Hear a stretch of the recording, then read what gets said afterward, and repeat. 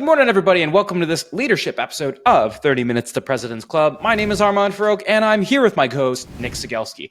And today, we have the CRO over at Kantata, and holy smokes, did he put on a show. It is the one and only JD Miller. Nick, why should people listen? I learned a ton from JD on this one. He talks about everything from how to proactively communicate information about pipe gen, attainment, etc., a real look at your business upwards to your leadership team and your board. He talks about how then you can work with your frontline managers to get a really, really tight pulse on the health of your sales force. And then he also goes and dispels, or rather teaches errors, technical errors and so if you are someone who wants to be a CRO, you have a ton to learn from JD. If you are someone who is a CRO, you have a ton to learn from him. All right, JD, welcome to the show. We start every leadership show with your top 3 actionable takeaways. Let's get your 3. Takeaway number 1 is to send a weekly flash report to all of the stakeholders in your business around bookings and pipeline generation. So what does that mean?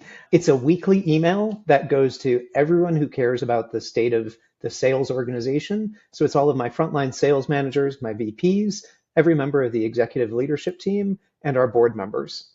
What's in the email? It is a summary of revenue production over the last week and lead generation over the last week. That data is broken down by team and by region. Boom. What's number 2? The second is to have a monthly talent review with each of my frontline managers. A lot of times I've been a chief revenue officer for a couple of years now. I've had as many as 175 sellers. It is not possible for me to have a one-on-one relationship with every one of those sellers, but they all expect that I know something about them. And I want to be sure that whoever's managing them is managing them as appropriately as possible. So once a month with each of my direct reports, I have a conversation with the frontline managers of any seller to talk about individual rep performance.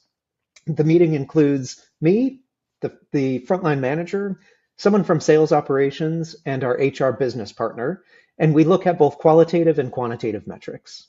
On the quantitative side, I have the sales operations participant come deliver rep by rep how they're performing against quota and what their pipeline looks like compared to where they need to be. And then on the qualitative side, I have the frontline manager talk about what's going on with the person. Are they a retention risk? Are they a flight risk? Do they have overall morale issues? Are there interventions we need to do or training issues or different things like that? The outcome of this meeting then is the ability for us to have a plan going forward, rep by rep, on knowing what's going well with them, what's not, and how we can continue to improve performance over the next 30 days. We're going to dive deep into that in just a second. But first, bring us home. What's number 3? Number 3 is outsourcing your board reporting to your senior leaders. I've spent a lot of time working in private equity-backed B2B SaaS companies. And one thing you know about working in that environment is every month there's a massive board packet that you need to produce that lays out the performance of each of the divisions and what the goals are for the next 30 days, 90 days, rest of the year. Rather than assembling all of that myself, this year I started to outsource it to my key leaders. So I provided each of them with a template that looks at their business. It gives them space to put in all of the structured metrics around what production has looked like, what pipeline has looked like, how many open headcount they have. And then for things that aren't going particularly well, there's a narrative where they talk about what's our remediation plan. Now, I don't take that report and just glue it together and send it off to the board. The first thing that I do is I use it in my one-on-ones with the leader so that we're having a good conversation about what's going well, what's not, what needs to happen strategically to move that region forward. I'm putting my own spin on that, and then I package that up and put it in my board review. But what I found is that by having a collaboration between me and the team leader in that development, it's reduced the amount of time that I have to spend calling what the weather is today, tracking down a lot of structured data. And it's also gotten the frontline manager more involved in understanding their business and why things are working or aren't. Awesome. So JD, I want to talk a bit about these frontline manager monthly talent reviews that you are doing. This sounds like a really important meeting for you to understand the health of your sales force. I am assuming that it is really easy for these meetings to go off the rails. And so I want to learn a little bit more about how you structure these, how you budget your time, and the flow of these meetings. So usually this discussion is happening in the context of an existing one-on-one. Every week I have at least a 30-minute one-on-one with each of my direct reports. And so when we're doing talent review, it replaces the one-on-one, or it's the sole agenda for those 30 minutes. I also am a really strong believer that a span of control for any frontline manager is no more than 8 sellers. If you have 8 direct reports, it gives you basically an hour a day to coach each of them if you had nothing else going on. And any more than that is too much for someone to manage. So within 30 minutes, that manager and I are reviewing 8 direct reports. It gives us really 4 or 5 minutes a report, a seller to talk about. So it's not a ton of time, but the way to use that time really efficiently is, first of all, to start with the metrics. What's the person's quota? What's their attainment against it? Very quickly, what has that looked like in the last month and the last quarter? And then forward looking, what's their pipeline? Do we think they're likely to achieve their quota or not? You can get through that metrics discussion in about a minute. And then the qualitative discussion comes from the frontline manager, which is really the description of why that is. So a seller who's not making their quota, what's going on with them? There's all kinds of things that come out in those discussions that frontline managers know that I don't know. Maybe someone's just had a baby. I had a seller whose parents were recently diagnosed with Alzheimer's, and so they were getting ready to take some extended leave. Having that kind of qualitative discussion that someone who knows the seller on a daily basis can bring to the understanding of the structured metrics really gives us a bigger picture of what's going on with that particular seller in that territory. And from there, we can have a discussion about, so what are we going to do about it? A lot of times organizations think that if you're looking at your seller and you're measuring performance and you're talking about are they achieving expectations or not, it automatically leads into some sort of an exit discussion. And that's not what this is about. Yes, there are times that you'll look at a seller who's not making their quota, they have no pipeline, and they have no motivation to get there. And certainly we should talk about how do we exit them. But I think the better, most important part of this conversation is before a seller is a total lost cause, we can start to identify what are the issues that are creating challenges for them. Maybe it's something in their personal life. Maybe it's something structural about their territory or product offering. The truth of the matter is, once you have this kind of on a monthly basis, you don't actually spend 5 minutes on every seller. There's a bunch of sellers that you can go through really quickly and say, everything's green, they're a happy employee, we're wonderful there, we don't need to spend any time with them. And then some of the other sellers fill up more time based on their unique circumstances. What is your expectation for how a manager comes prepared to these meetings? So I expect that the manager, before we've even had the meeting, is having a weekly one-on-one with their seller. They're on top of the details of what's going on in the territory, how's pipeline going, and what has that manager been coaching that seller on? Everyone has skills that need to get improved, me included. And so the manager, I really expect to have their fingertips on the latest data. What does it say about what development needs to happen? And also a plan for what are they doing now? So that as we have the discussion, it's a really candid conversation that's bringing me up to speed and helping me figure out how I can support them in whatever they're trying to do developmentally. So let's say that I have a rep who has been the classic hit, miss, hit, miss, hit, miss rep. And next quarter, it looks like they're just going to be slightly below quota. What would an example of a good update be from a manager? An update that you feel like is satisfactory and they're focused on solving the problem. So I think the first thing that I'm expecting is the manager knows that is the pattern, that it's been hit and miss. And I would love the manager to have a point of view about why is that? Is the seller spending so much time closing business that they're not doing any pipeline development? Is the seller is it a motivation issue? That the sellers made enough money and they don't have to keep running through the tape, and so they're just not motivated to perform in the next month? Is it something else entirely? So the manager should understand the data and have a point of view on why it is, and then should be open to just a candid discussion about what do we think about that?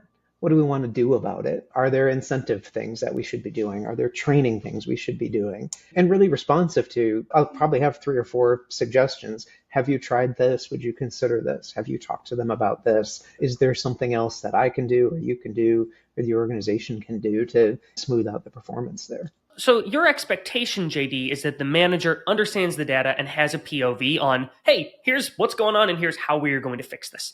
I presume that you have some first-time or maybe less skilled managers who struggle in that area. What coaching or direction do you give them here? So, first time manager, we've got to spend other sorts of time outside of this meeting helping them think about some of this strategic stuff. And so that's part of my job, coaching them. A first time manager who doesn't have a sense of what's going on with each of these sellers, I'm not going to go rep by rep and have them 8 times say, I don't know, I don't know, I don't know. I'm probably going to start a little bit higher level and say, let's summarize them in a table. Let's look at where performance is. And then I'm going to provide some suggestions or some insights and say, what do you think about this? Is it possible that your sellers don't have enough pipeline? Is it possible that the territories are misaligned? Is it possible that we've been keeping them too busy with meetings to be able to spend time doing this sort of stuff? And I'm going to give them some possibilities to think about and wrestle with, and then start to shape their point of view there. Ultimately, I don't care if their opinion is right or wrong. What I care is that I'm developing a manager who knows how to think. And that's actually when I'm hiring sales managers. I think a sales manager is different than just the best seller who got promoted because they sold the most. Sales managers really need to have a curiosity in my organization about what is the business, why do things happen the way that they do. And so I'm really looking to recruit managers who are going to be thoughtful, curious, want to dive into data and start hypothesizing about what it means, and be open to coaching with me on that kind of stuff too. If you're just a frontline manager who wants to track metrics and say, did you make 500 calls today? Yes, no, and move on. That's not really the right kind of manager in my organization. I see that this is infused in a lot of how you are working with your direct reports. Even if we go back to the actionable takeaway of like how they're helping with the board communications that you're doing. I hear what you're saying from like a qualitative, like what you're looking for in someone who's you're going to bring up to be a manager. But my guess is there are some, what you might call technical skills that someone who's been a great IC is just lacking when they come into your org as a manager. And I'm wondering like, what are some of those skills? So when I'm promoting an individual contributor to be a first-time manager, as we're having the discussion, the first conversation we're having is that the skills to be a great individual contributor are not necessarily the same skill sets to manage people. Some of that is very basic cultural personality stuff. Usually your top seller, it's all about me. I want the awards. I want the accolades. I'm there because I'm super competitive and I want the attention of I was number one seller. I always coach those folks when they become a frontline manager that the spotlight isn't going to be on you at all. It's about collaboration. It's about pushing accolades down to your team members. And it's also about coaching them so that they can be as good as you were. So I used to have a leader who talked about let your managers make mistakes or let your sellers make mistakes, but know when they're going to blow off a finger or blow off an arm. A lot of great sellers know that your top sellers knew how to do a perfect execution on every single deal. When they start to manage folks, they need to recognize that their sellers aren't going to be perfect in every deal, and that the best learnings are going to happen from letting them mess up a couple of ideas. And so first-time manager, one big skill for us to think about is what are the lessons you're going to let your sellers learn by failing? And what are the failures we can absorb as an organization? That I just lost a finger versus where are the times that you're going to have to really step in and take the reins and do it yourself? And that's that kind of lost an arm thing. The other thing I try to teach a first-line manager about is how to train skills in your sellers. My dad was a surgeon. Now, he went to medical school like 50 years ago. And I asked him, how did you learn surgery? And he said, we had this thing called watch one, do one, teach one. Now, I suspect today that doctors are doing more than watching one surgery before they're in there themselves. But I like that methodology with my sales leaders is if you've got someone who's never had an experience before, how do you first let them watch someone do it? Then how do you let them do it themselves? And then finally, how do you have them turn around and teach it to someone else? And so a frontline manager who's got a seller who doesn't know how to do something, it's perfectly appropriate for that frontline manager to come in on a sales call and take the reins and do the thing that needs to get done. But then go talk to the seller after the fact and say, you saw me do it. The next time you're going to do it, I'm going to sit in the back and be your support.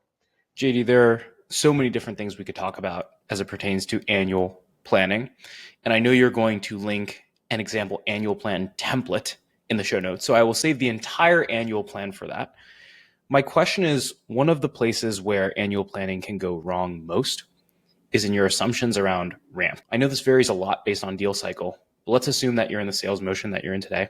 How do you go about estimating time to ramp in your annual plan? So I'm a really data-driven leader, and I hope that we have data on prior performance. It might be a little bit tedious if you don't have a really great data analytics tool, but can you look at each of the sellers you have in your organization today, and can you look back to whenever they were hired, what did they produce every month or every quarter to understand what that onboarding and ramp time looked like? Now that's going to change business by business.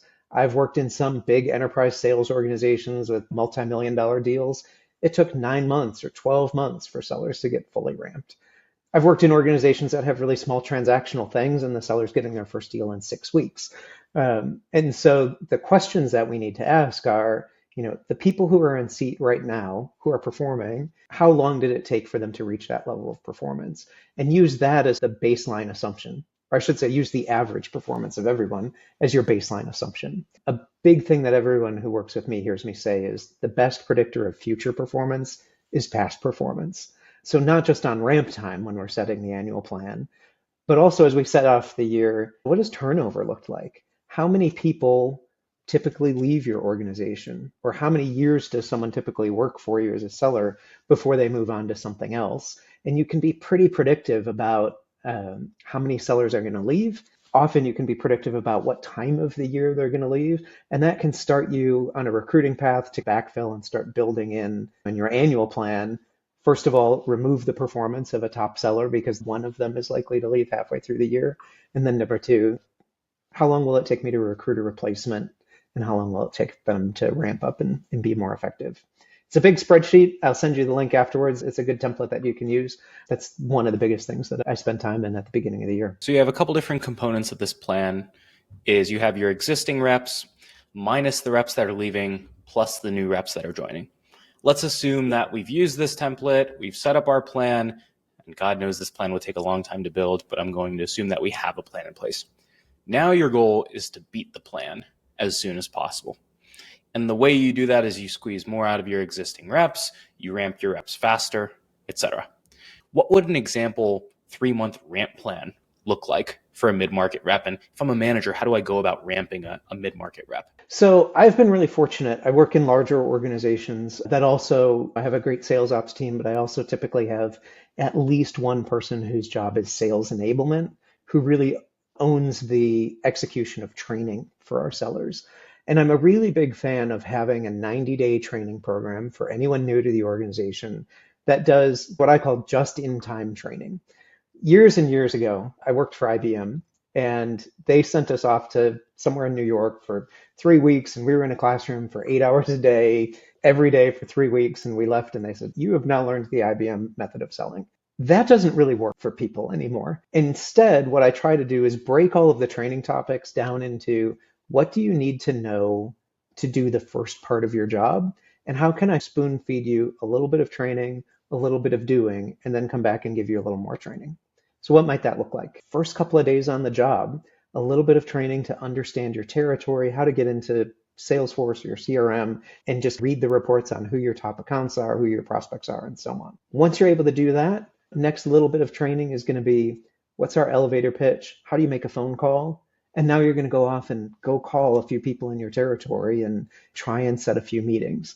Once you've got a meeting set, then we're going to do the next little bit of training on how do you present the first PowerPoint pitch or demo or discussion. So you're feeding people as they need to know across that 90-day onboarding. That's giving them a chance to learn, a chance to do, and most importantly, have a chance to actually progress their territory kind of from day one, beginning the prospecting or the relationship building or whatever the things are in your sales playbook. Yeah, when I was ramping reps in SMB and mid-market sales, oftentimes we would want to have people on calls by the end of the 30 days. And so we would set these mini milestones where throughout the 30 days, they would slowly progress from learning in the classroom to doing.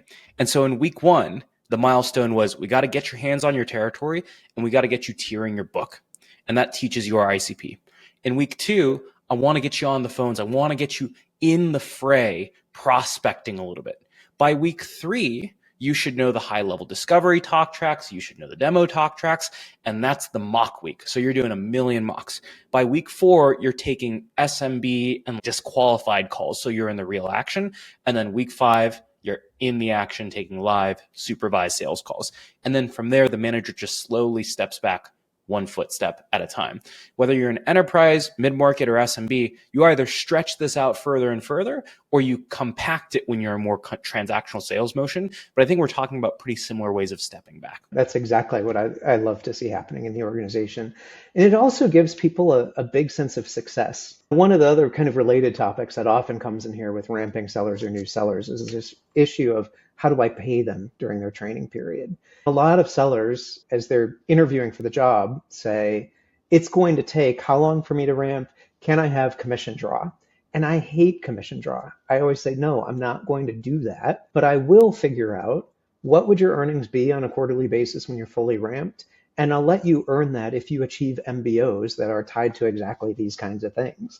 So if you're following the training process and you have conducted the right number of meetings or set the right number of first discovery calls or advanced enough deals from stage 2 to 3, you maybe haven't closed the deal yet, but we can give you an MBO during that ramping period so that you can maintain your earnings.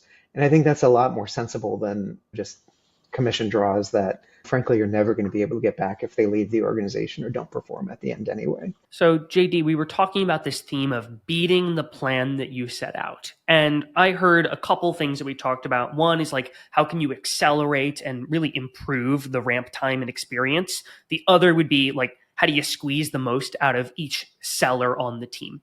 I presume, however, there are other levers that you are thinking about when you lay out a plan to say, okay, great, here are some of my options for how I can make sure that we beat this plan. And I'm curious what those levers are for you. Yeah, absolutely. And as you said, one of the biggest things are levers that aren't about squeezing my sellers or my team at all, but the rest of the organization. I've written a book, it's the CRO's Guide to Doing All of This, and I lay all of the details out in that. But once I've written the plan, I start circulating that through other members of the executive leadership team.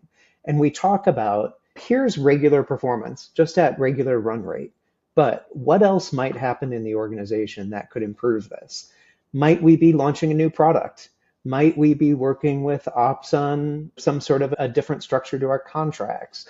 Is there something that customer success might do that we can outperform retention so we don't have to backfill as many churned accounts because we're retaining more of them? Is there something with marketing going? All of these different things that other members of the organization might commit to that could improve the total company's performance. And I don't like to build those into the plan as expectations, but I like to line them out as if they went well, what might we expect? So that we orient the whole company and the board to, here's the baseline that we know we can commit. And also this year, we're going to try do these 3 or 4 things. Maybe it's a different training program. Maybe it's a new product launch. Who knows what it is? And then for each of those assumptions, we can map out if it goes, here's the increase we'll see. Maybe it's a 1% increase on our win rate. If it goes really well, what might we see? And we can play all of that too. So when we're doing those monthly flash reports or those quarterly looks, we can track how are we doing against the plan, but then on each of those kind of stretch initiatives, we can have a discussion about how are we doing on those too, and how do I start enrolling the other leaders in the company to, have us outperform those assumptions. And together, that's really what makes us overperform. So you talked about a 1% increase on win rate, and there was something that you had put in the prep document, which was you should be cautious about thinking that you can improve any one metric by a really big amount. And my question for you is, for someone who's thinking about doing this, they've got a plan and they're thinking about improving a lever to beat plan, what advice would you have for them about the sizing of their expectations in terms of improvement? And then 2, how they message that to the rest of the leadership team and to the board so that they don't just sound like they're, sandbagging or being really, really pessimistic about their ability to improve anything. Yeah. I think when I spend so much time talking about the plan, it drives the board and the ELT kind of crazy in the fourth quarter, because I really want everyone to understand what is the basis for the assumptions we're putting into it. So if I'm doing a new training program, whoever's selling you the training says, here's our key customer, they increased their win rate 10%. You can't go put the 10% in your plan. You've really got to say, what's realistic? Is every seller going to improve? Are 5% of our sellers going to improve? Again, a ramping, we put in new training. How long is it going to take to see the effect of that training? And I like to be really conservative in those expectations. But when we're talking about performance, and even when we're doing our forecasts, I always have three numbers. I have my commit number, I have my best case number, and then I have my forecast, which is something in the middle. So whether I'm projecting how we're going to close in a quarter, or I'm projecting what's the impact this training is going to have on us, I can absolutely commit that it's not going to get worse. Very best case, they have a case study that said someone like us improved 7%. My forecast is it's maybe 2 or 3. And let's then build into the plan. We could be very conservative and forecast the commitment, or we could forecast our forecast and bake that into the plan. And that's how we get there. I think these conversations, though, are the most important ones that we have as sales leaders. The average tenure of a VP of sales is 18 months. And I believe that people aren't getting turned over out of their head of sales role because they're not hitting the number. I think more likely they're getting fired quickly because they don't have control over how they're getting to the result they're getting to. So a lot of times I've stepped into new roles where I'm the new head of sales in charge, and my first board meetings, I'm here to tell you, we're not going to make the number you expected from us. That's okay, as long as I can also explain why and what we're going to do about it and how long it's going to take to change the situation and what are the leading indicators we should be looking at on each point in time. An old mentor of mine used to say, missing your goal is bad. Missing your forecast is death. Absolutely. Look, you might not be able to control the fact that your CEO or your CFO is pushing a higher goal than you want, but you can absolutely control the number that you call. And so my final question to you, JD, is whether you're annual planning and you're setting that forecast number versus your commit number, whether you're just a manager forecasting your monthly number and you have a sense of where you're actually going to land versus where your goal is, how do you think about what you forecast versus what you commit? So I always like to deliver both of those numbers together. And maybe it's trying to get everyone else a shared sense of ownership. I absolutely cannot miss my commitment. I really like to always communicate. Here's the committed number that we know this is what we're going to deliver. So if you're thinking about expense management or whatever else, run your business assuming this is going to happen. I'm forecasting something more than our commitment, and I like to give a little bit of narrative. Here's the 3 deals we think we're forecasting, and you can have some kind of quick summary that says, they told us we're vendor of choice, but we haven't done legal contracts, or they're not sure about this piece of the product, but if we can promise them, we'll do a customization or whatever. So you are getting other people understanding what's your thinking that's leading to the number. I think the worst sales leaders are ones who just sit in a corner and just throw out a number and say, that's it, good luck. And I think there are a lot of leaders who, if the seller just throws out a number, will take it and rely on it and won't probe to ask why. And so if that seller's throwing out a number that doesn't have meat behind it and no one's inspected it, that's where you're going to get to a lot of disappointment. So I think the best leaders, you're giving your numbers, you're giving some consumable rationale for how you got there. And now you've got everyone on the same page believing the same thing. And last question is, how big is the difference between your commitment and your forecast of where you think you're going to land? It really does vary on the length of your sales cycle and the size of your deals and actually the makeup of what's happening in a given month. I might have a sales team that's got a $5 million commitment, and the best case for them might be $6 million because they've got 20 deals all worth some small amount. I might have the same organization I've got a $5 million commitment, and I only have one other deal in stretch and it's worth $3 million. So then we're probably not forecasting it. We're probably saying we're committing 5. I'm really only forecasting 5. We might surprise ourselves and do 8, and it's all hinging on this one particular deal. So it really does depend. So good. JD, amazing episode. Whether you are aspiring to be a CRO or whether you are a manager trying to figure out how to forecast for the first time, we got something out of this. The final question for you is as follows. We talked about a lot of good habits that leaders can exhibit. It's time to talk about a bad one. And so what is one bad habit that every sales leader out there should break so that all sales teams can get a little bit better? The one habit we should break is thinking it's all about you. Earlier today, we talked about those first-time managers who used to be an individual contributor and now are managing a team. And I think the ones that aren't doing really well with it are the ones who just think it means I'm a Superman seller and now I have 8 people who are going to bring leads to me that I'm going to close. The best leaders are ones who realize that they're a piece of a larger organization that has lots of resources available to them. So it's not just about what I do as a sales leader or my sales team does. It's about what is product doing, what's legal doing, what's ops, what's training, what's everyone else in the organization doing. And the better I can get at sharing the load, communicating with those other people instead of shutting them out and saying, I've got it and I'm the only one responsible, the better it's going to be for me. Boom.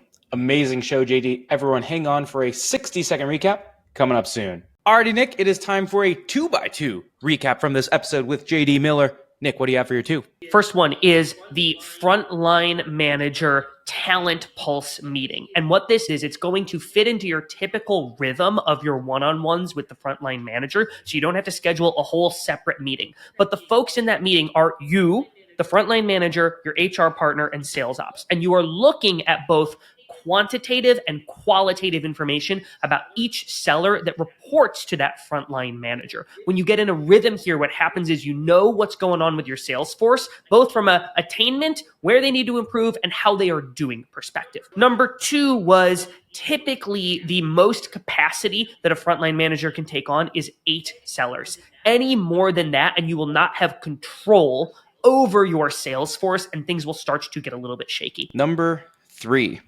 The 90-day just-in-time onboarding plan. The number one way to beat your plan is by beating the ramp expectations. The way you do that is you start by training and you try to get them doing, and then you accelerate to more and more doing over time.